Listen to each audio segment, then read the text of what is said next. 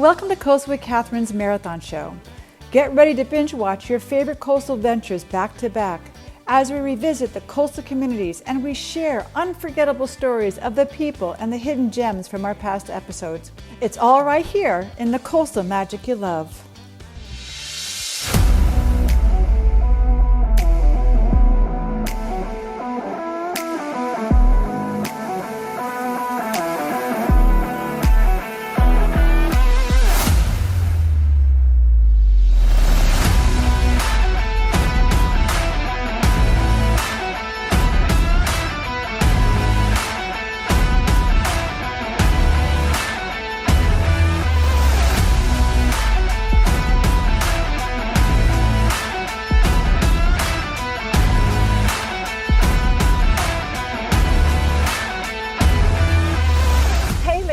We should stick together. What do you think?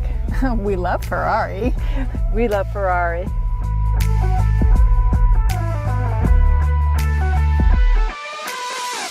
What's my favorite color? Red. How fast do I like to drive? Well, fast. What's my favorite car? Ferrari. Catch me if you can.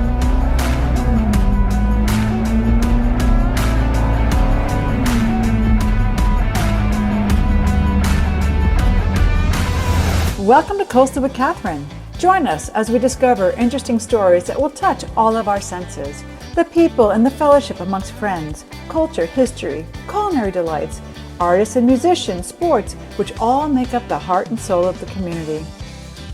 Our mission is to feature the people, places, and things that are found along the coastal waterways from all around the world. Wherever the ocean meets the shore, we'll be there. Let us explore together, only if it's for a little while.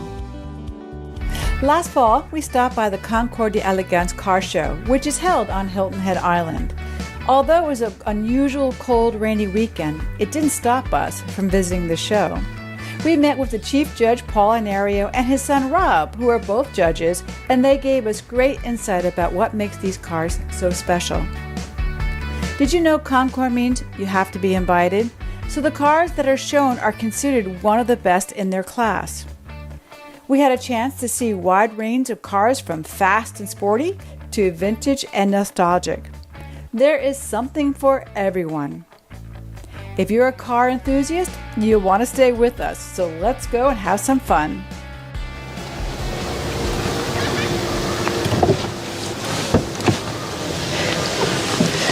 Well, everyone, even the rain can't keep me away from being in a hot car. Who doesn't love this Ferrari? And I want to introduce you to Steve Standler, who is the Director of Marketing here at Ferrari. Yes. And we are excited because I had a chance to meet with you yesterday. I'm going to take that because we still have a little rain going on here. Ferrari's working with an initiative for having women bring them into the fold Yes. of auto cars, having a feeling that they can drive these cars. So tell me about that program and what you're up to. Yeah, sure. We've now started this program that we call Pedal to the Metal, and we've had over 200 women in about 8 different events so far. And it's really all in an effort to make these supercars less intimidating. You know, there are thousands of very successful women out there that can purchase the Ferrari like this, and we want them to see that it's easy to do. Absolutely. And and I like that thought because oftentimes you think the car is a man's world, but every woman I know loves a nice looking car. So if somebody's interested, the first step is how will they go about it? It's a little intimidating to show up at the dealer, right? Absolutely. So what do we do? The best thing to do is either go to Ferrari.com or foreigncarsitalia.com, and then you can kind of learn about the cars and the products and things that are there. And you can actually configure the car yourself right there online on Ferrari.com. And then when you're ready to come into the dealership, then we know it's ready for you, and we can pull it up on the computer. Isn't that wonderful? So tell me what's so special about this one. I know this is a really important, well, it's a special, tell me about that. Yes. I'm a newbie at all this. Sure, this is called the Ferrari F8 Tributo, and this one is a spider version, which means the top can fold down and you can enjoy the sun, especially when you're out on the coast, have the top down, drive along the beach, and have all the performance and power of a Ferrari, 710 horsepower, 7-speed automatic transmission and paddle shift. So it's a great machine. So, but let's go over here quickly. Sure. If you could pan this way, Joe, and look at the other cars that we have here. I mean, we love that red one, but tell me, again, we have rain, everybody, but we are not losing our enthusiasm here. That's right. So this is the Ferrari Roma, named after the city of Rome, and La Dolce Vita, the good life. So this is a front-engine GT car. So a little bit easier to drive, a little bit more comfortable, whereas the red car is a race car for the street. This one is one that you can take up to the mountains and enjoy, or take it to anywhere you want to go and feel comfortable. That's wonderful. And is there any other new models coming out? I mean, there are always new things, but Absolutely. Are you bringing women to the designs of things? Yeah, absolutely. What is that? I mean, every new Ferrari is custom built. So you choose the leather, you choose the colors, exterior, you choose the seat design. So there's so many different ways that you can customize this for your own style. So and women do specify cars differently than men do a lot of times. Colors are different, a little bit softer colors. They like those. So it's a great program. This is Cindy Sisson, and who is part of this initiative for the women's program. Tell us a little bit about it. What have you guys covered here? We've covered the Foreign Cars Italia and Ferrari working with women, and moved them from the right seat to the left seat. Yeah, so we've had about 250 women since April in cities like Charlotte, Raleigh, Mooresville, Pinehurst, Nashville, test driving these amazing cars. They love them. They're actually buying them. Most of the time women feel they need to be invited. But we're having them show up, and we're getting them really comfortable driving in the left seat. Yeah, we also said there was supposed to be a test drive today, but Mother Nature has sort of put a little monkey wrench into that. But I just want to encourage gals, if you're interested in sports cars, do not be intimidated. Go for it. Contact the dealership. What do you think? Absolutely.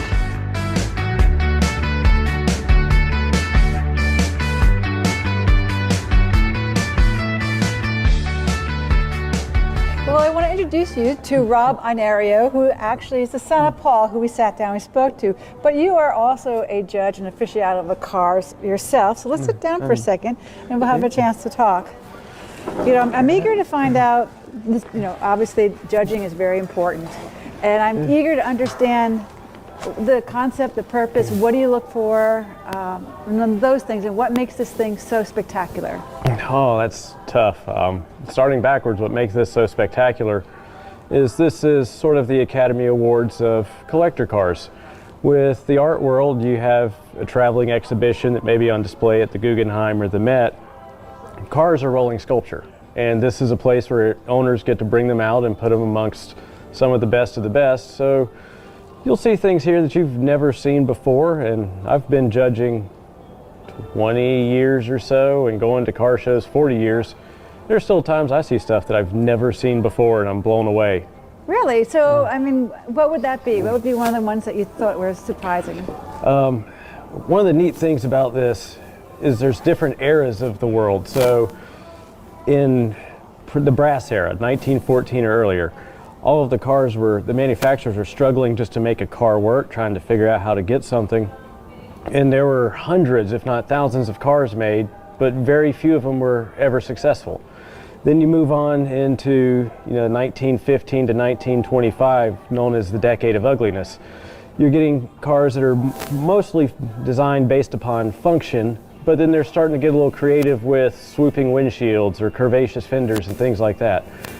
Then by the time you get to the Great Depression, that was the roaring 20s, you could go in and buy a custom built car designed the way you wanted it on a chassis that you bought and have it what's known as a one-off custom. And then with World War II and the Great Depression, a lot of those cars got lost over time. And then you get into the muscle car era where you can find this particular Corvette that's only one of the 1970 Corvette with a 427 and a 4-speed and air conditioning and the vinyl top. So there's different levels of being unique, but it comes down to which ones survived and which ones didn't. And a lot of times, the cars that were too difficult to work on didn't survive. They got thrown into the scraps. Isn't that interesting? You know, I never heard it this way, like the history, the timeline of cars, and I found that very interesting. And then the ones that do make it and the ones that don't. So the ones who are here, who are 60, 70 years old, made it. That the model They're all survivors. They are survivors. That's a really interesting way of putting it. So as a judge, when you go and look at different classes, are you looking at, what do you look at? I mean, kicking the tires. I don't want to kick any tires, but what makes a car win and not win? First and foremost, we look for accuracy. If it was, say, a 1928 Model A Ford and it had Phillips head screws, we'd be docking points for that because the Phillips head screw wasn't invented until 1932. So it's authenticity. So we look for authenticity. You generally don't get invited to one of these shows if you're not authentic overall, but there are the little hose clamps and screws and things that people may miss. Once you get to that, then you look at the quality of the restoration. Is there orange peel in the paint, little drips, specks? Is it quality paint job, quality chrome work, or could it have been done a little bit better?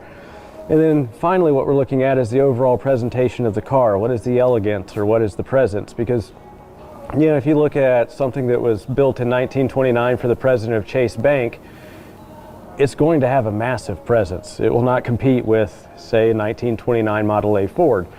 The Model A Ford may be a wonderful restoration, but a 1929 Packard, and I'm using this because my father has one, is just very visually impressive. It's a 145-inch wheelbase with 2 seats. They're big. It's about 3 tons. It's a huge car. That's called a mammoth.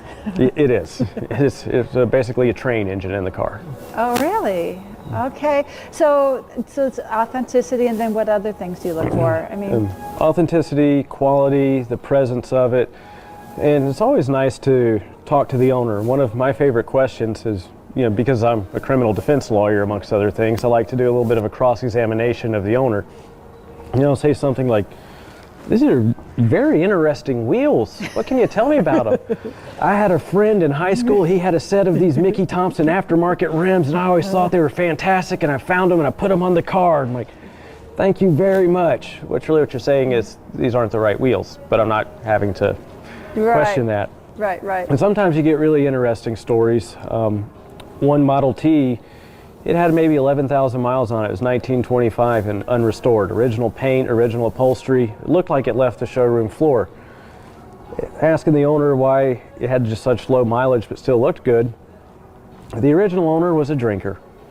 And he jumped in his Model T and he went into town, did his thing, coming back in, fell asleep at the wheel and rolled off the road into a cornfield. So his family's going out looking for him the next day and they can't find him. They don't see that the Model T is in the cornfield. They find him later that day. They're very upset with him, so they take the wheels off of his Model T and it's sitting on logs. And when he would get a little sauced, he would go sit in his Model T, crank it up and let the wheels spin, but he would never be able to go anywhere with it. So the stories of the cars are also great, and that comes, you know, if you're truly fortunate, it's a car that's got great provenance.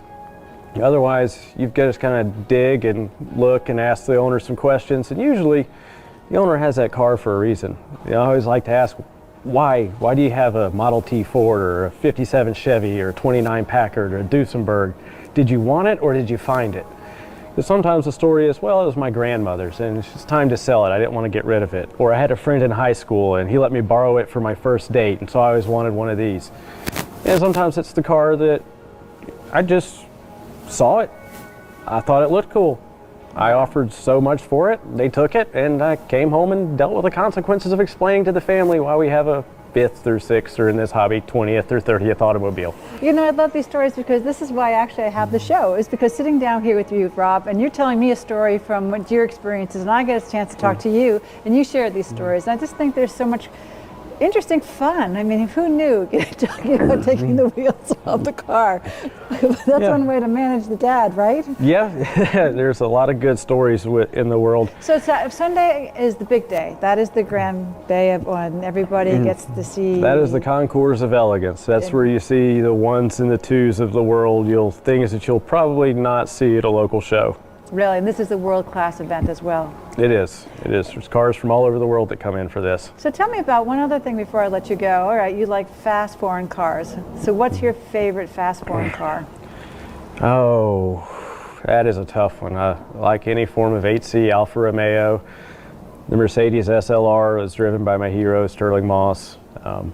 Any vintage Ferrari in the racing days of Ferrari. The neat thing about Ferrari is it's the only car company that ever sold cars to pay for racing, whereas everybody else pays for racing to sell more cars. So this is a beautiful Porsche. It's a 1968, and well, I love the car and I love the color, but look at this, everybody. As everybody knows, I'm a big skier, and you know what these are? These are skis from the 60s with the bear trap bindings. This is as authentic as it gets. All right, and rock. Hi, everybody. Well, don't we love these cars? Look what I'm in. Beautiful, high performance. It's every guy's dream car. Actually, it's every girl's dream car too. Isn't it beautiful? I like the color. I want to introduce you to Kurt. Come on in and talk to me about the McLaren. These beautiful cars. I mean, you're here representing it for this show. Mm-hmm. Why are these cars so special? Why does everybody around here are just swarming? There's so much to it. McLaren has always been a really, really special brand.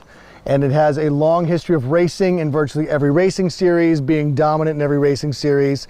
And the newest cars, the one you're just in, is actually the GT. So this is a little bit different. This is going to be the most refined, the most comfortable, the most elegant, of course, is a perfect match. Still really high performance, but just a very different take specifically on GT.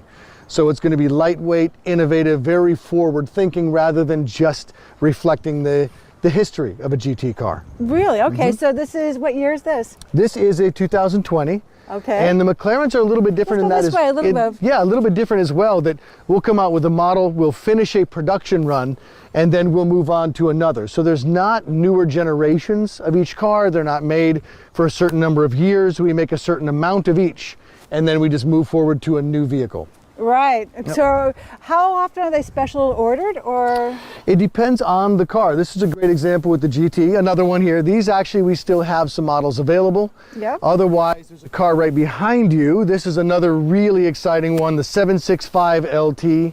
Wow, this is very sleek and very hyper aggressive. This was actually just called by one of the most prominent automotive journalists in performance cars the best car he's ever driven on Laguna Seca, hands down, by far. Because of performance, execution, acceleration, all those things. All of those things, and that's a big thing with McLaren. They're incredibly fast.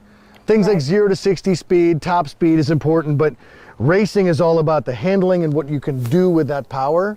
And from the inside out, these are made to perform for track times, not just speed times. And oh my, this beautiful car, it's a beautiful Porsche, and as a fashion segment, you know, we have to talk about that. Look at my outfit. I think I fit. I think I match. What a splash of fashion, huh? Let's keep going. And look who I found. I have the chief judge here. I have Paul Inario, and we're going to sit down over here and have a conversation about, you know, being the chief judge here at the show. It's a wonderful position to have because you know so much. But before we go into the show, I want to learn a little bit more about you. Okay. So let's sit down and talk about this. So I did a little research, and I found out that you are an engineer and a mathematician. Yep. So tell me how that all happened. I mean, life is so interesting to me. Well, I decided early on that I like all things mechanical. And so engineering was a natural fit for me. I went to the local college and was able to take classes through Georgia Tech for 2 years, which basically put me at the point where I had an associate's in engineering. But then I had to specialize. It was a requirement. And I did not want to specialize because I was still trying to figure which field of engineering really excited me the most. And they were all equal. So I decided, well, if I could be a good physicist, because all forms of engineering start in physics, then nobody could tell me what kind of engineer I had to be. So I switched over to a degree in physics, and I was in that department for maybe close to a year when I realized I didn't have enough mathematics. And so I had to strengthen my mathematical skills. And so when I graduated 6 years later, I had an Associate of Science in Engineering, a Bachelor of Science in Physics, and a Bachelor of Science in Mathematics. But I had been working as an EIT, engineering training, for Babcock and Wilcox, and generally, when you decide that you want to become a professional, you have to have a licensed engineer sign the application. Well, I had a dozen of them because I've been working with them as a design draftsman in their engineering department. So in 12 months, I had mechanical licenses in 3 states. And I got a call from BMW. They said, we had a project we'd like you to do. And I said, well, I've sold the company. Well, we don't need the company, we need you. Okay. We want to talk. And I said, what do you want to talk about? Well, we're going to build a museum. And I said, I don't build museums, I build factories. They said, no, but you know all the car people and you go to car shows and you know how to do it. I said, I hate museums. They said, why do you hate museums? I said, because they tend to be places where people put stuff they don't want to be accused of throwing away.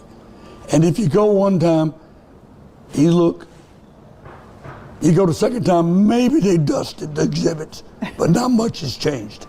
And I hate them. They said, well, what do you think a museum should be? I said, I think the building should be part of the experience. Yes. And I don't want straight rows. I want the aisles to meander around because it tends to disorient the visitor. And 15, 20 minutes after walking, they say, God, I've been walking 20 minutes and I ain't even covered this thing. So it gives an illusion that it's much bigger. And I said, I want things to change, even if it's as simple as moving a car from the left side of the aisle to the right. So next time they come in, they'll say, I thought that car was over there. I want things to change. Right. And I want an interaction capability between the visitor and the exhibit. And I want the building to be part of it. And they said, sounds good to us. Let's talk about the nitty-gritties. You are the chief judge here, and Right. people come and bring their cars to show. Right. Tell us about the event and who comes and shows their cars. Okay, well, the event now is in its 19th year. Would have been 20th except for COVID. The first thing, a car show is not a concours. A concours is an invitational. You have to be invited to bring a car. And just being invited makes you a winner already because you had a car that was elegant or done well enough to be invited, okay? Well, people won't bring multi-million-dollar cars for just anybody to judge them. They want judges that have built cars and shown them themselves, that understand the competitive part of it, that maybe have written articles, that maybe have achieved some level of recognition.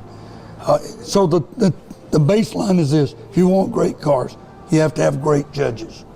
And I'm fortunate enough that when I was involved in starting this event, that one of their people, Paul Doring, he was very enthusiastic, and he was the boots on ground. So Paul and I talked every week. We made multiple trips, the wife and I, down here to set the first one up. I was fortunate because by that time I had done other events, and I have about 50 judges that all I got to do is send them an email and say, we're doing an event. And they all say, count me in, count me in. Tell us about the categories. How many categories do we have? Well, that flexes a little bit. There's traditional categories you always try to have, which very early cars, which we call brass cars. There's pre-war cars, which is everything made prior to 42, with the exception of classics. And then the classics are cars that were hand-built, for very expensive, for individuals who could afford them, or they had extravagant body styling or engineering for their time period. And that's full classics. And then you have post-war cars, 45 until today. But in there, we spawned a bunch of different ones. We had straight rods and hot rods, and the two are not the same. We had muscle cars. What's a muscle car? We had contemporary classics, sports cars, both European and American. So to cover all the traditional classes, you're going to have probably a dozen that are expectations to the audience coming to see them. But it's a surprise. Do we have a surprise class here? yes, we do. But sometimes we do. We started because everybody has become a cookie cutter. We try to do things different. Like we might do a class, for instance, on the car you'd best like to take a vacation in. Oh, I like that idea. Or micro cars, which are little bitty cars, or subcompacts. And will we have some of those cars here? You will have some of those here. So what would be like the surprise that We have several surprises this year. To start with, I think everybody that's a car enthusiast has heard of the Stutz. So we're focusing on Stutzes this year. More Stutzes in one place than I think any other Concours had in years. But the other thing is Duesenbergs. Everybody's heard of a Duesenberg. We have this year as a special vehicle the first Duesenberg ever built and sold to the public. Because Duesenberg were two brothers, Fred and Augie, that built race cars. And the cars were very powerful, very fast. What year is this? What year is this car? This is a 21, I think, or 22. Oh, it's a new car. I mean, it's a It's a new car. It's a newbie. But it's a very unusual car. It was designed for an engineer on a sugarcane plantation in Hawaii. And he was a big gentleman, so the car had to be built to accommodate his statue. Right. But very interesting car. If you like Duesenbergs, how can you not see the first one? And we'll have the first one. Well, I love your passion, you know, Paul. I'm just sitting here. I can talk to you for another hour, but we have to get out and start taking a look. So I want to thank you so much for sharing your time with us. I will look for you as the days go forward into the event, and I want to get a recap from what you see, but thank you very much. Well, thank you for taking the time to talk with me.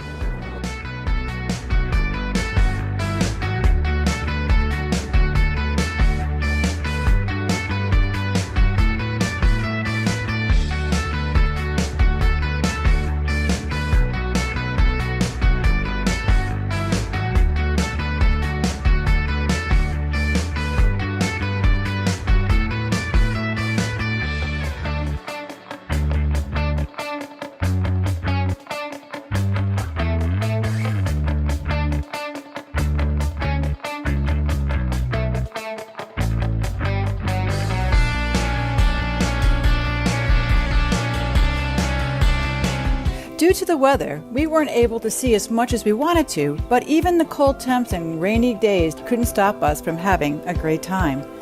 I really enjoyed speaking with Chief Judge Paul Inario and learning about his rich history in the auto industry, and his son Rob Inario, who's also a judge.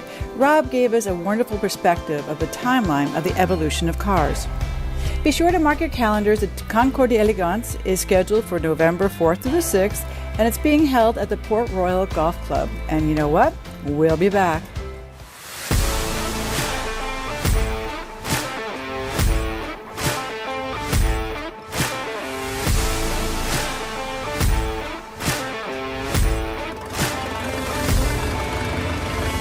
Welcome to Coastal with Kathryn. I am delighted. This show is going to be for the car buffs and people who want to learn more about the vintage cars. In fact, I'm going to have an opportunity to get a ride in this car.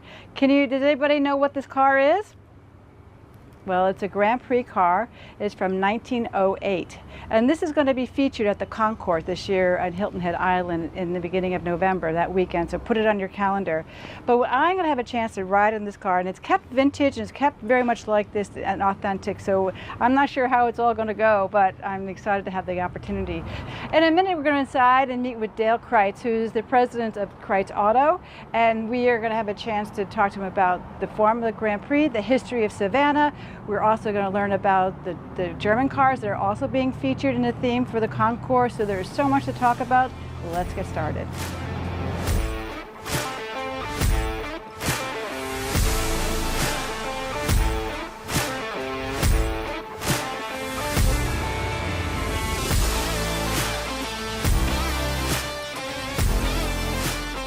There is so much history that I'm excited to talk to you about because, number one, your family has been in the auto world for quite a long time. We have. You have. We've been in Savannah since early 1939. We actually got the dealership in late 1938, but he opened up in January of 1939. That was my grandfather. It was called Quality Motors, Buick Pontiac, and we're still the Buick dealer. We were only the Pontiac dealer for a couple of years. Mm-hmm. And then my dad, who's still alive, is 90 years old, in fact last week, took over. He was an only child, and he was 7 when they moved from Little Rock, Arkansas. And then I've been in the business pretty much my whole working life. So I've been in the business over 40 years. So your family has it. seen the evolution of the auto world, haven't you? We have. So what We brought have. me here today, because the Concours is celebrating two themes this year. One is about the Grand Prix cars, Right. which is something that what's really interesting about Savannah. And the other one is that they are celebrating the cars, the German cars. And obviously, well, can you tell me what kind of car I'm in right now? Because this is beautiful, everybody. I'm excited to be in his. Well, this is a 1935/1951 Fraser Nash BMW, and reason I say slash, it started life as a 1935 Fraser Nash BMW. Fraser Nash being the British company that had a contract to sell BMWs in Great Britain prior to World War II, and which is why this car is a right-hand drive car, and it was purchased shortly after World War II by a racer. And he raced it extensively all over Great Britain and some in the continent through the late 40s and early 50s. And every time he raced it, he felt like if he could make the car just a little bit lighter, he could go faster and win more races. And so if you looked at a picture of this car in 1935, it's you can't tell this is what it looks like. Really? It's just so bare? No, it's not bare. It's bare now. It had a full body with full fenders and sort of obviously looked like a 30s car. Right. So this, by the time he finished making it lighter and having a little larger engine, it's essentially a 1951 Formula 2 car. And he raced against all the greats of the day. He raced against Sterling Moss, because those guys, the best drivers in the world, would drive anything. They would drive a Formula 2 car and then get into the Grand Prix car or Formula 1 So car. I understand one of your personal passions are the German car, the BMWs, right? Sure. And you have a collection here. And We do, and we haven't raced this car, although this car has been raced in vintage races in the United States. But we've got a little BMW 2002, a 1974 that we've raced locally in vintage races, and also a 1965 Fiat 1000 that is a cool little car.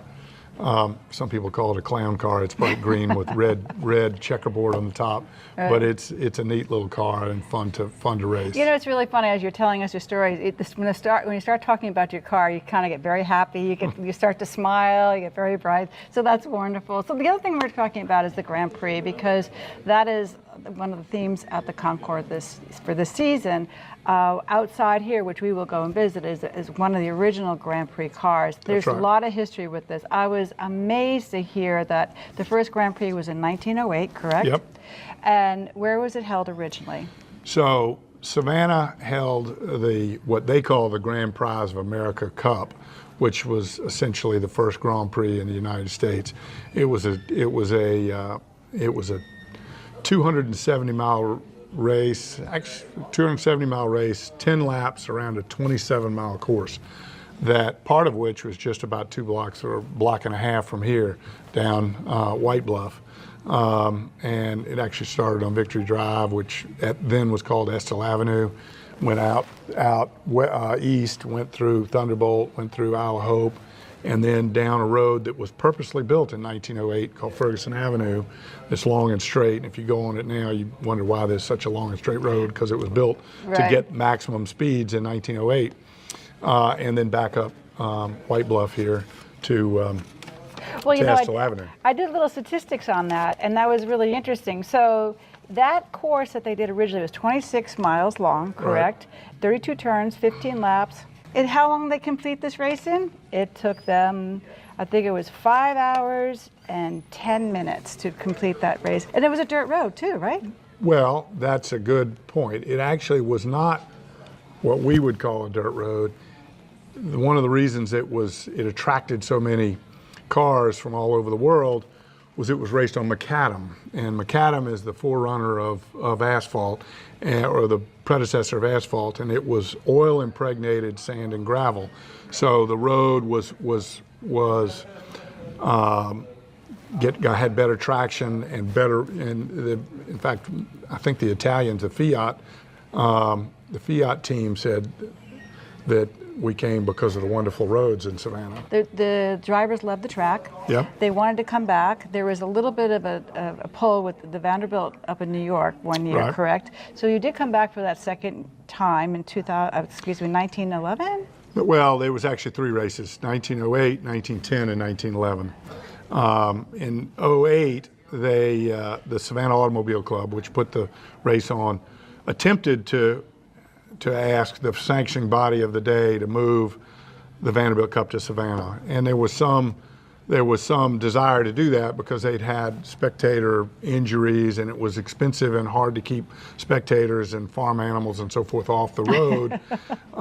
You know, because they're racing on what was the dirt roads of the day, which were really horse roads for horse and carriage. Correct. And so while there was they gave them some love that they were going to bring the race to Savannah. In the end, they didn't do it. And Savannah Automobile Club said, well, phooey with you, we'll do our own race. And that's why they came up with the Grand Prize of America Cup, with a prize that was twice as much, and then featuring these wonderful roads. I mean, it's really proactive. I mean, for the South, you know, traditionally in the North, they always felt it was a little bit more an industrial thing going on, but in the South, to bring that kind of a prize here in Savannah, was there a passion for autos? Was this a sort of a pocket place or something? I just find it so unique. Well, obviously the automobiles were being mostly built in the Midwest. The car we'll look at later was built in Detroit, but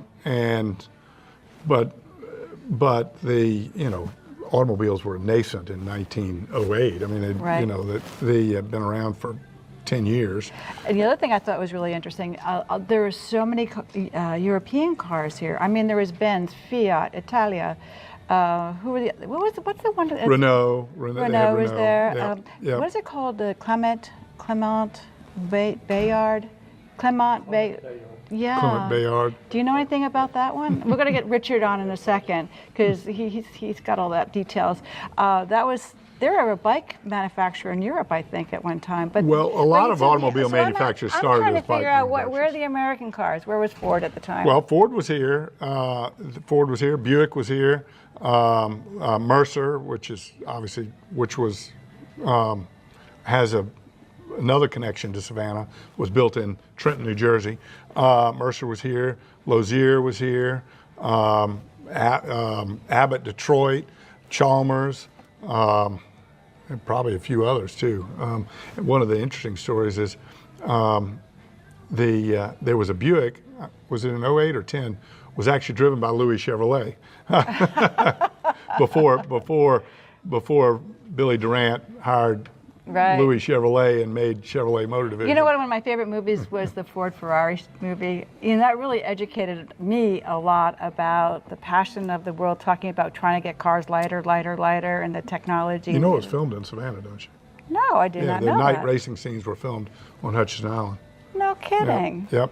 Really interesting. Well, there you have for more Savannah. I didn't even know that. But I love that show. It's like I get that passion, and don't forget we're talking 1908. Right. And here we are 100 plus years later, and everybody gets in these cars and they're like a big kid. It's like this either they're happy places, and when they come into this. So we're going to pause right here because we have another car to go visit. Okay. Let's do it. I have the steering wheel to hang on. There's no seatbelts, right? Yeah, well, you wouldn't want a seatbelt because if something happened and you turned over, you want to be thrown out of this thing. Really? Oh yeah, you don't want to be in it while it goes on top of you. Oh my goodness gracious. Yeah. So this is actually, everybody, as we talk about this particular car, it is kept vintage purposely. It has not been refurbished because they're keeping it very authentic. So that's one thing I want to share, right, Dale? Right, and the class that this car and others like it would be entered in is called the preservation class. And as I was talking about earlier, there's a movement to recognize these cars whether they're race cars or whatever, that have been kept, and kept in operation and kept the way they were. And if anything, just to sort of keep them up and keep them running. And this car will sometimes, like the Concours, they don't have a group of cars they call preservation, but they'll take a preservation winner, pick it out of the other classes. That's most of the people who know these cars have seen this thing and have said, whatever you do, don't restore it. I know. Leave it like it really is. It's perfectly perfect, There were two races. Right. The race that this car raced in preceded the Grand Prize of America Cup. It was called the International Light Car Race. Oh, really? And so it was your car was weighed before entry, and it had a maximum allowable weight. And so this car would have been smaller than the cars. Yeah, so during that time, what was the best car, do you think, best formula? Was it the Benz? Was it the... So they all had... Fiat's won the majority of the races as far as the... Really? Yeah. Because driver technology? Might have had the best driver, who knows? The luck? Well, a lot of it was also, would it run the whole race? I mean, would it keep running? Now, interestingly, our other car, that raced in 1911, was called an EMF, and that stood for the three guys who started the company: Everett, Metzger, and Flanders. Barney Everett, William Metzger, and Walter Flanders. But it had a nickname: Every Morning Needs Fixing, or Every Mechanical Fault. But ironically, they sent that car to Savannah, three of those cars to Savannah in 1911. And they won. They came in first, second, and third because they didn't break and everybody else broke. The winners of the races were Europeans. All of them? Vanderbilt Cup. No, Yeah. I'm talking about the Savannah one. The 08 race. So- The Vanderbilt Cup was won by Lozier, which was a U.S. car, but that was in 1911. 1911. So my question is then how do the Europeans come over here? By 1908, they have to come over by boat. Because they couldn't fly. Yeah. So this is a big deal to bring these guys over. You think about, logistics, correct? Right. So interesting enough, and then they brought over their cars. So, I mean, there was hundreds of thousands of people, or over 100,000 people watching, actually. And now you think about it, there wasn't any professional football or basketball or other things. So things like, auto racing, which was new, horse racing, crew races, they were things that we don't think of today, were big spectator sports.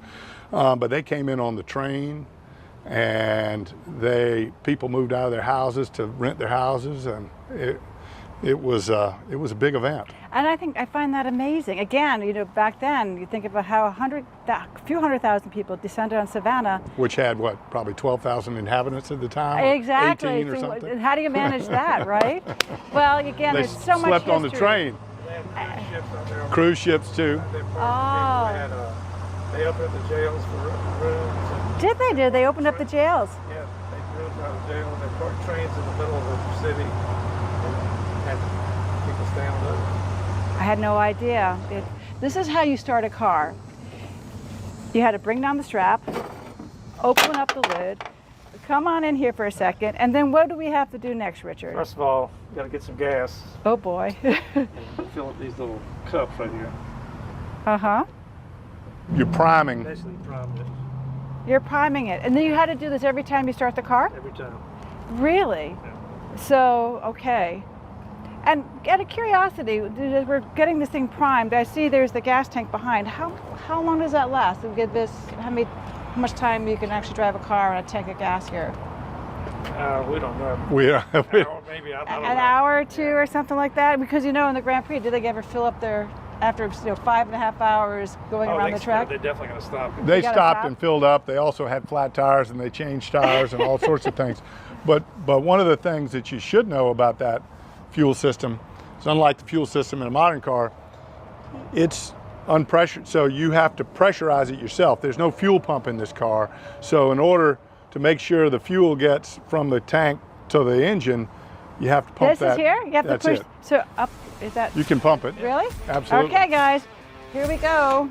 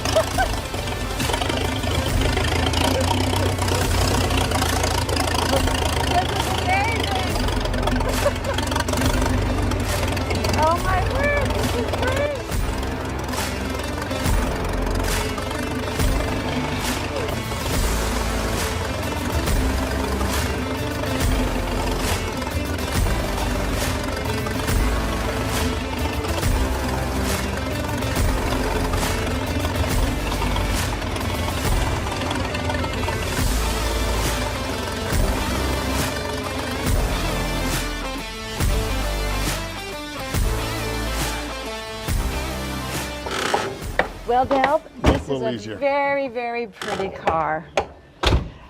Tell me, what exactly is this model and make? This is a BMW 1600 Cabriolet, and in 1970, and it's a car that they did not import to the United States at the time, and so this was a European model that we've recently acquired, and it's actually an older restoration. It was restored about 10 years ago in the Czech Republic, actually. You know, as you are part of that world, the vintage and the new, but when you're looking at to purchase that kind of car, there's certain brokers that come. How does that work? If somebody's, because it's sort of a quiet world that a lot of America or the rest of the population doesn't know about. Some of these cars that we've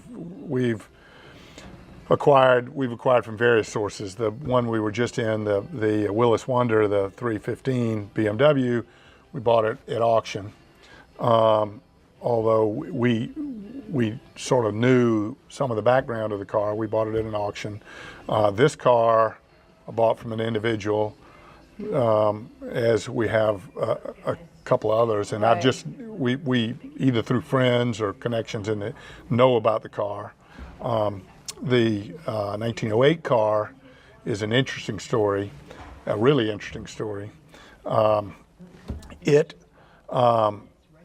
A friend of ours who has a number of these World War I race cars that we show with and we go to track events with, bought that car as part of a collection of a number of cars that were all disassembled, and he preserved it. And Richard saw a picture of it online and said, I know where that picture came from. It came from Savannah in 1908. And so we called him up and said, that car needs to be in Savannah. So we worked on him for about 6 or 8 months, and he decided he would sell it to us, but made us promise, and that was one of the reasons why he sold it to us. We promised him that we would not restore it. We'd leave it as it is, and we would also drive it and use it in events like we've been going to.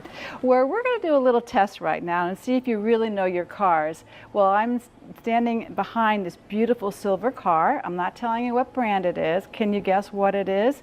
And I bet you won't guess correctly because it's a sneaky car in some perspectives. It makes you think it's one, but it's not. So Dale, right. Tell us, what is this beautiful car? This car is a very rare car, particularly rare in the United States. It is a 1968 BMW 1600 GT. And it was not a car that BMW bought this. BMW bought the company that made this car. In 1964, they bought a company called Gloss, which was another German automobile manufacturer that was struggling financially. And they bought Gloss because Gloss had a production facility that they wanted. And Gloss had hired Pietro Frua, an Italian designer, to design this vehicle, and it first came out in 1964. But for 68, 67, and 68, BMW put their own running gear in the Gloss body. Right. And they sold 1,300 of them, and I think there's like 12 or 13 in the United States, and probably only 100 or so, or 150 maybe in the world that are still around. You know, it's really interesting. I had a great conversation with a couple of judges last year. Are you familiar with Paul Inario and his son Rob? I've met him. So Rob had a great expression about cars, and the ones that survive are the ones that are designed right. You know, there's all these that come forward, they test them out, but they don't stand the test of time, right? Whatever the reasons are, correct? You've introduced us to some really unique cars that you're not their traditional vintage, but these just seem to be very exclusive, or just not. Well, Porsche, number one, there's awful lot. You know, Porsche. One of the reasons why the company is where it is today is they're efficient manufacturers, and Ferrari would build 5 cars a day by hand, and back when Porsches were built by hand, they would build 60 a day. So, That's why So with this beautiful car, again, as we're celebrating the Deutschland cars at the for the Concours d'Elegance, it's that they're just such a beautiful, and there's history in technology and success in the models. And, and so what else can you share with us? Well, this car, like the green one, actually was owned by the same fellow, Elliot Schnackenberg, and we call him Elliot. Elliot had this car and the green cabriolet restored about 10 or 12 years ago in the Czech Republic. This one came over, and there were certain things he didn't like. He sent it back over to redo it. Really? And then when he unfortunately passed away, his nephew was selling. He had a large collection of parts and these two cars. And a close friend of ours, who is the president of the BMW Classic Car Club of America, who was the honored collector this year at the Concours, Dirk de Grin, called us and told us we ought to buy this car. And of course, being the car dealer I am, I said, well, if it's so nice, why aren't you buying it? Because he has a very much larger collection than I do. And his question he was, said, oh, I have one. So he said, you really need to own this car. He's definitely sharing. So, let me ask you this. When you think of the German cars, what three things come to mind if you had to describe them over the years, as we sort of close our show together? What would be your takeaway from the Deutschland cars?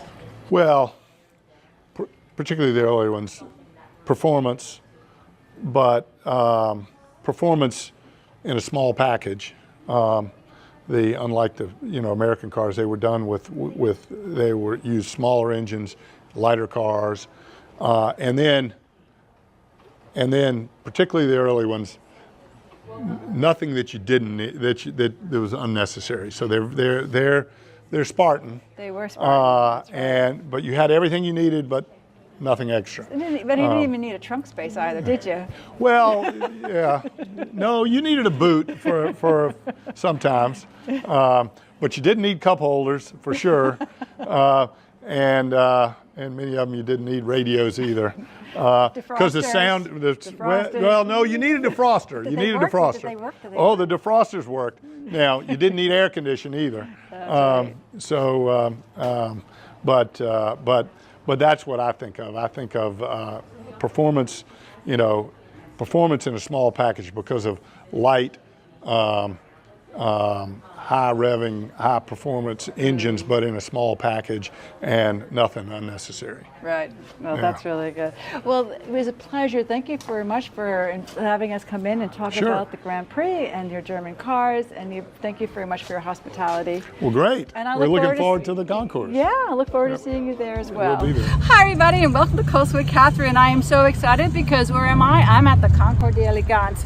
And this is really exciting year because they're celebrating their 20th anniversary. And the theme for this show we're talking about, look at those. Those are vintage Grand Prix cars. One is from 1908, which is amazing. I actually had a chance to tour in one yesterday, driving around Savannah, and we'll talk about that in a minute. And the other car, the theme for the show is they're talking about cars from Deutschland. They're German cars, and we're going to learn about the future, the present, and the past. So lots of exciting stories to be shared with. And one more thing, there's over 100 cars here from around the world.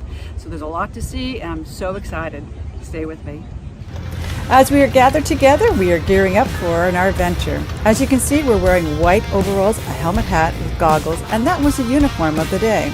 I want to thank Brian Blaine for driving me on this tour. He is well known in the vintage Grand Prix car world, and it was a delight to spend time together.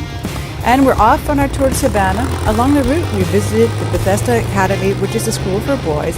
It was originally an orphanage in the 1700s. We then continued following the original route of the racetrack, and that brought us to our lunch stop, and that was the Driftaway Cafe. And they gave us great southern hospitality. We were met with a crowd of people so excited to see these vintage cars. So what makes this car so special? This is a 1911 National automobile. National Automobile Company was based in Indianapolis, Indiana, and this particular car, not one like it, but this actual automobile ran in the 1911 Indianapolis 500 race, the first year of the Indy 500, and finished 7th with Charles Murs driving. Also, what's very unique about this car is that from that original race, there's only 4 known to exist to this very day. So that's what makes this also extremely special. So tell me about the passion of a driver. You have to almost be raised in this or get a start in this at a very young age, or maybe a little later. But our true emphasis is to get the next generation interested in these cars. Not to just look at them in a museum stationary. These cars are meant to be driven and experienced fully. If you're going to have a car sitting in a museum and that's all it's doing, you might as well just hang a picture there. What do you think? Truly experience the whole car. Well, take it out and drive it. Yeah. That's what they're supposed to be. That's how they're supposed to be treated. Not abused or anything like that, but driven in the way they were meant to be driven. And it's extremely inspiring. I mean, when you get to interact with something from the past like this and have a chance to understand it, it gives you a stronger appreciation for where we're at now and how many leaps and bounds in technology has been made along the way without losing respect for what the people came up with in the beginning. Because none of this stuff is just easy. People had to come up and think about this stuff. People talk about these cars being simple all the time. There's no simple thing about any of this stuff. It's just another language connected parallel through time. So it's just a different thing. But reality is a lot more fun than the virtual world. We have more fun than you can imagine, and we invite the future to join us. Well, as we get done with our journey, I want to thank Brian Blaines, who is the driver of the car, but also he brought 5 other cars. Amazing collector, and we're going to go up to the Concours de Elegance and check them out while they're being shown tomorrow at the plantation. So I want to say thank you, Brian, for You were a great riding mechanician. mechanician. You passed the test. Oh, thank you.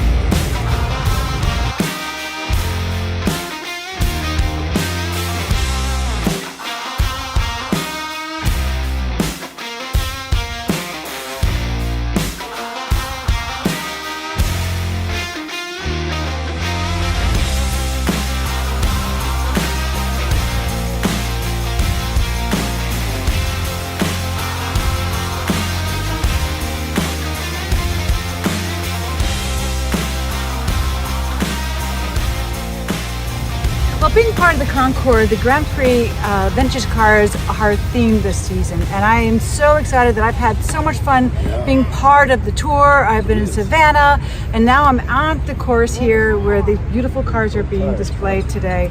And I'm right here with Bill Bennett, who is one of the drivers who keeps these cars going all the time. And they have a team that is amazing of these Grand Prix cars. They're all vintage, and they're all from the 1900s to what's the years? About the newest we have is 1920. 1920. Each car is from a different year, and each car has a new technology, if that's possible to say.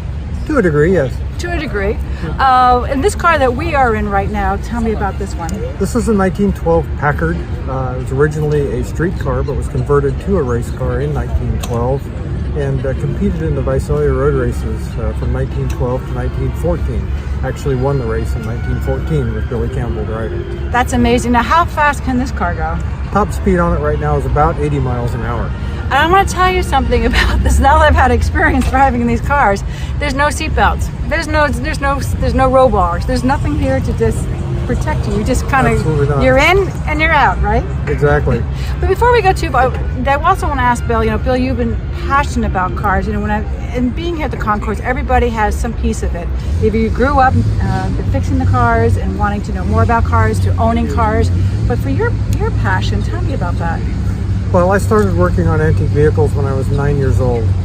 And as things developed and as I grew older and maybe a little more mature, maybe not, it suddenly became apparent that not many people were carrying on the tradition of restoring and preserving antique vehicles. So what we're trying to do is let people experience what these cars were, what they did, what they contributed to life as we know it now. This is what put America on wheels and gave us the freedom to drive to any destination or location we can in this great country. And without the technology that was available back in the early 1900s and then progressing through what we experience now, we have to remember and understand where all of this came from, and this is where it came from. Very well said. I mean, you really capsulized that. Wonderful. I just love that. And then, but the other thing I want to talk to him about is, all right, I actually had this outfit on when we were touring in Savannah. So they wore white. That was their uniform. And you have your hat, right? And it's and you have the goggles. Put your goggles down for a second, Sure. just to give him the authentic. So this is the uniform. This is the style for taking this car, right?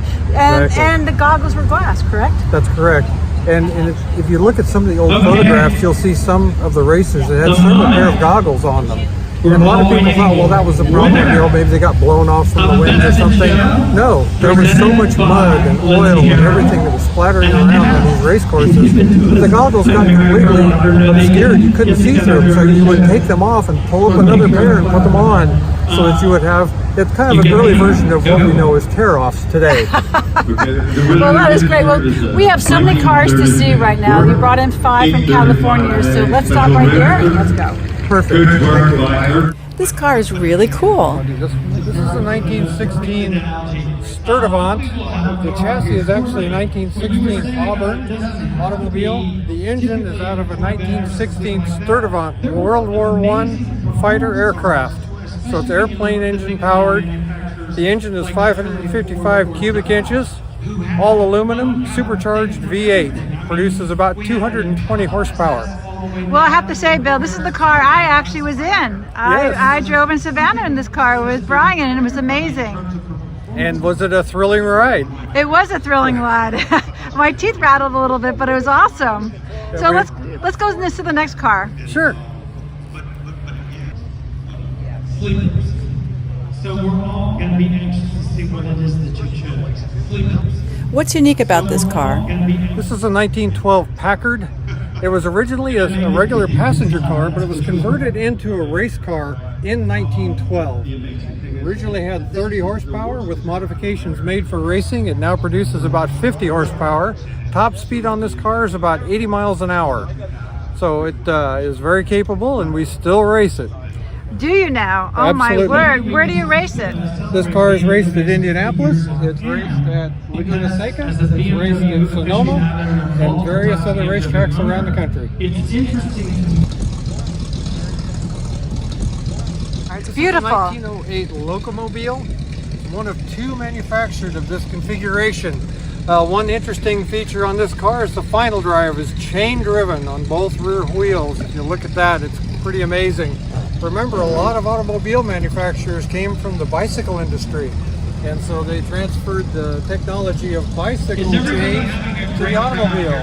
Look at the rear wheels. If you look at it, you can see the chain that drives the rear wheels on this car.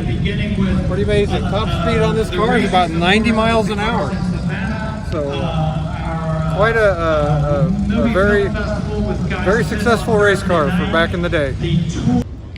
What I love about this car, it's an first car that was raced in the Indy 500. It's from 1911. And Bill, we also now have Charles Test. And your family has been part of the car world since the early 1900s. Hi, Charles. Hi. So tell me a little bit about your family history. Well, my great-grandfather helped found National in 1900, back when they were making electric cars. And he was president until 1910, first 10 years of it. I'm a family historian, and so I'm interested in Nationals. It's interesting that, you know, they were having electrical cars back then, so why did it fade away? Well, battery technology and gasoline packed a lot more energy in a small space than electricity could. And so the evolution today, they've figured it out? Not necessarily, no. necessarily. Gasoline still packs a lot more energy than a battery. Okay, the rolling. This is one of 4 known vehicles that have survived from the 1911 Indianapolis 500. This car is probably the best preserved 1911 Indianapolis Motor Speedway vehicle left on the planet. the winner of the race, the Marmon Wasp, which is housed in the Indianapolis Museum, is also very well preserved, obviously. But in private ownership, this is probably the best one. And how fast does this car go? It'll go in excess of 100 miles an hour in present configuration.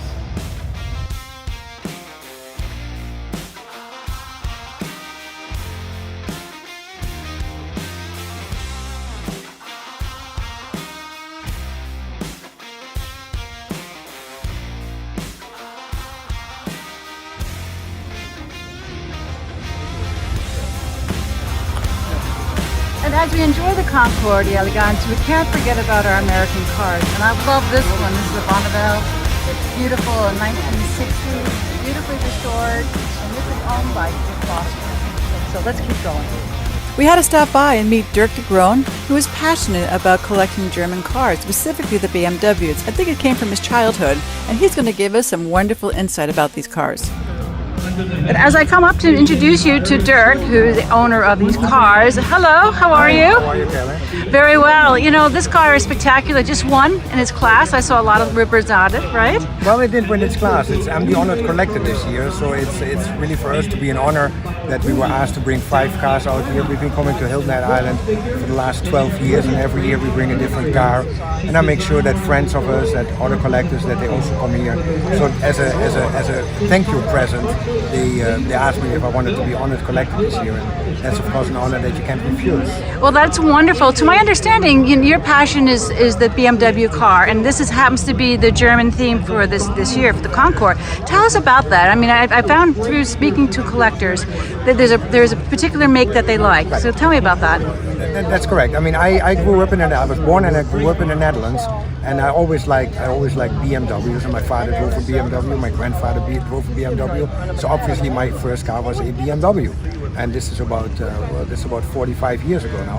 And I've always been loyal to the mark, and I've been collecting BMWs. After I retired from my finance job, I went back into BMWs, and I got the same car that I used to have when I was young. And from there it went all downhill. And now I have quite a few BMWs in my garage, and we store them.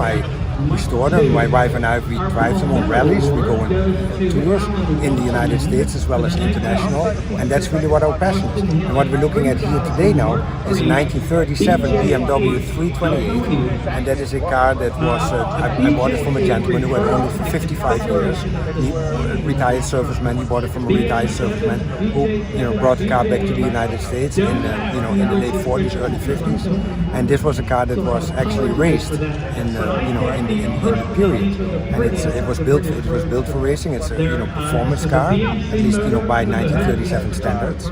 Well, this is a wonderful car, but I also notice over here we have another 4. So why don't we take a tour and you can share more about your different cars and the passion.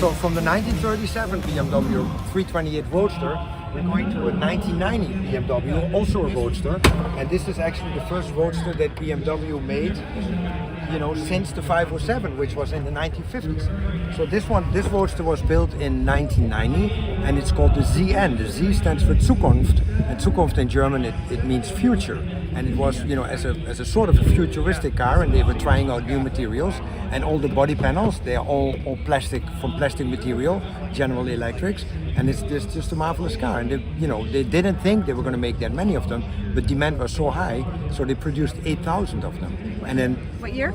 This is in between 1989 and 1991.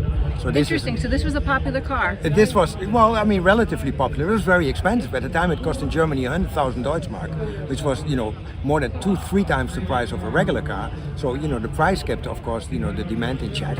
Right. It was interesting how the innovation of having the door slide down like you just did. Right. So we can do it from the inside as well. See how this goes back up? And let me ask you, I once was told that the designs of cars, are the test of time.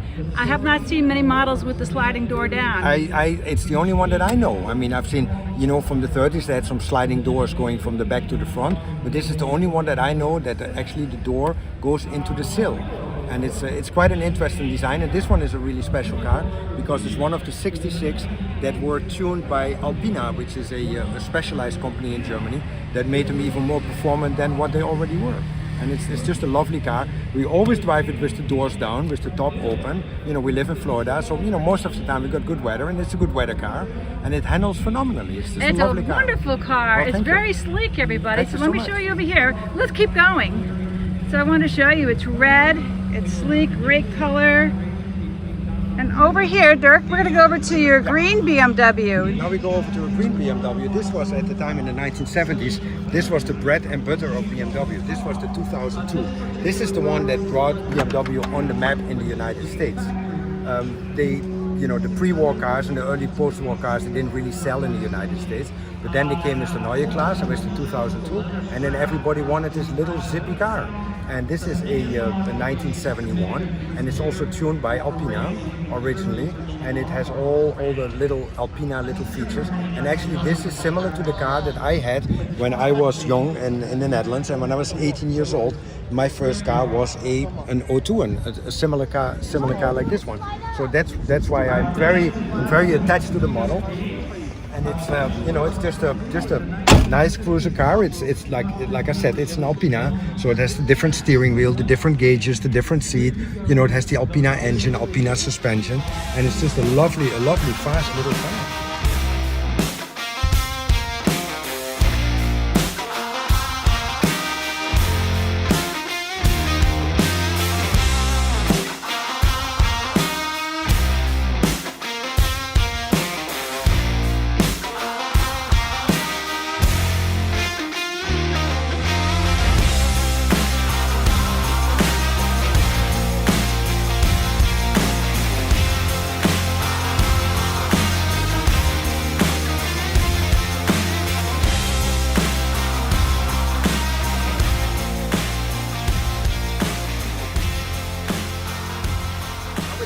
Step back in time, and they were going back into the late 1950s. BMW was almost bankrupt, and they were about to be sold to Mercedes-Benz, and the shareholders, the smaller shareholders, they reacted very violently, and they were not happy with it. The employees were not happy with it. The dealers were not happy with it, and then they said, well, we got to try to keep this company private. And then they got an infusion of cash, and one of the reasons why the gentleman, the Quant family, invested in the company at the time is because they had developed a little family car. You know, remind you that, you know, after the war it was Isetta's little three-wheel cars, or the huge 5 Series, the 502, the 507s that were unaffordable, and you know, their marketing plan was just absolutely horrible. And then finally they came with this car, which was, you know, when the Germans came back off their motorcycles into the little three-wheeler cars, they wanted a family car, late 50s, early 60s, and they came out with the 600. And this is a little, you know, it's a little 600. This is the 600 Coupe, which I think it's just an adorable little car, and it has it's all original. As you can see, there's little, you know, the holes have a little, you know, the seats have little holes in there, but that's the patina. That's what I like about the car, because these are the same seats and the same interior, same engine, same steering wheel, same everything, except for the radio might have been added later, as the car had when it was in 1960. And this particular car was delivered to a Frenchman that lived in Algeria in Africa in 1960. When the French got kicked out of Algeria in the 1961, when they had the civil war, the French guy, who was a mechanic who had a repair shop in Algeria, he picked up his tools and he came with this little 700, and he settled in France, in the neighbor of the Chamonix in France, close to the Mont Blanc. And he kept on working there, and he kept this car with him, and he kept it for the next 55, 60 years. We also had to stop by and admire the McLarens, Audis, and Ferraris. And why do we always smile when we walk by these cars?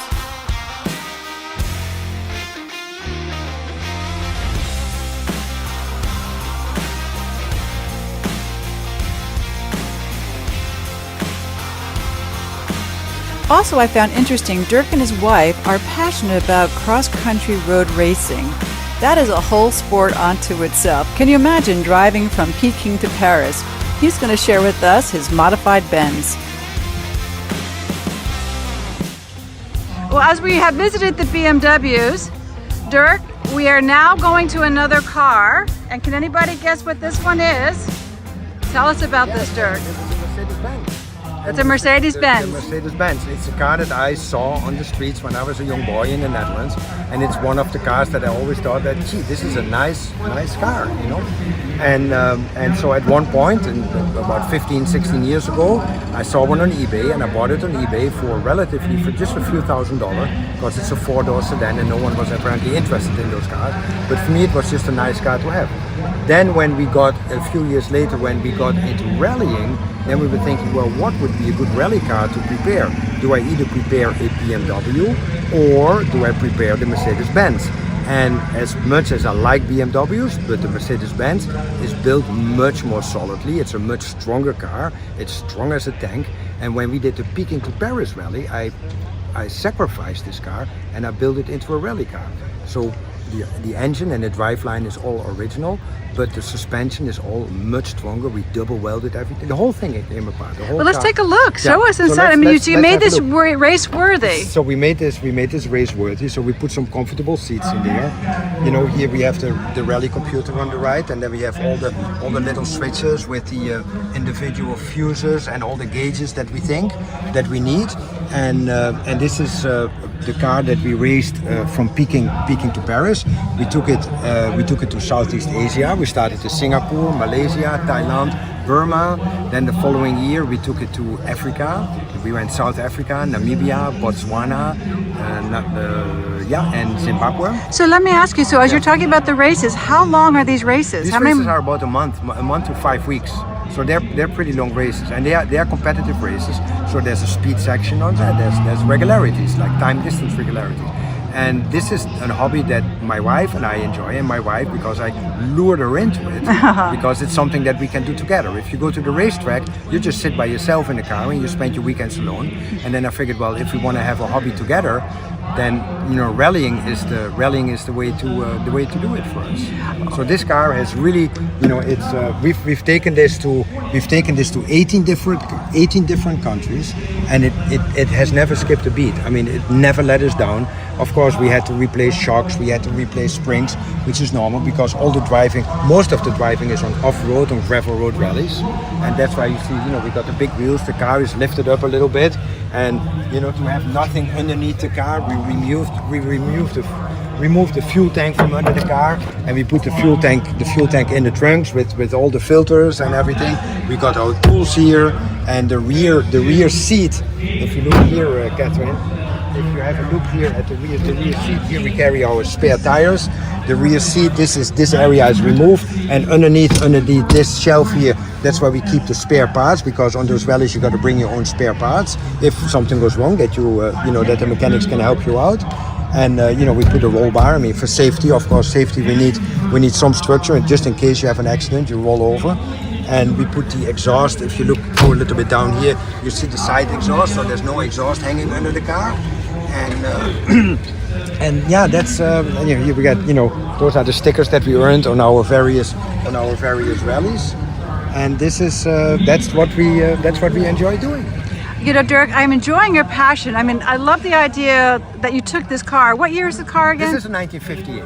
And this 1958 car has now been just taken around the world. Correct. Yeah. In many ways, of just touring. Right. And keep in mind that this particular model car it was used for a long time in the Middle East and in South America and in Africa as a taxi. And those cars, they just kept on running, and they just they obviously taxi drivers in those kind of countries where the roads are not the same as the ones we enjoy here in the United States. So let me ask you this: did this model car come to the States? Yes, it is. Actually, it was sold new in the United States in 1958. It was sold here. Yeah. Was it popular?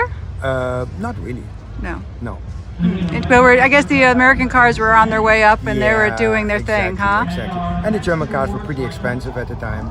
But I mean, they were not like hugely popular. They sold probably a few thousand. Right. Well, Dirk, I want to thank you very much for sharing us with your collection. I know you have others as well, but I think you brought a nice broad spectrum of the evolution of the BMW and bringing in the Benz as a special delight. Thank you, sir. All right. You're welcome. Thank you so much for your time. We want to thank the Concours Elegance for their wonderful hospitality and congratulate them for celebrating their 20th anniversary. Boy, we can't wait to come back next year.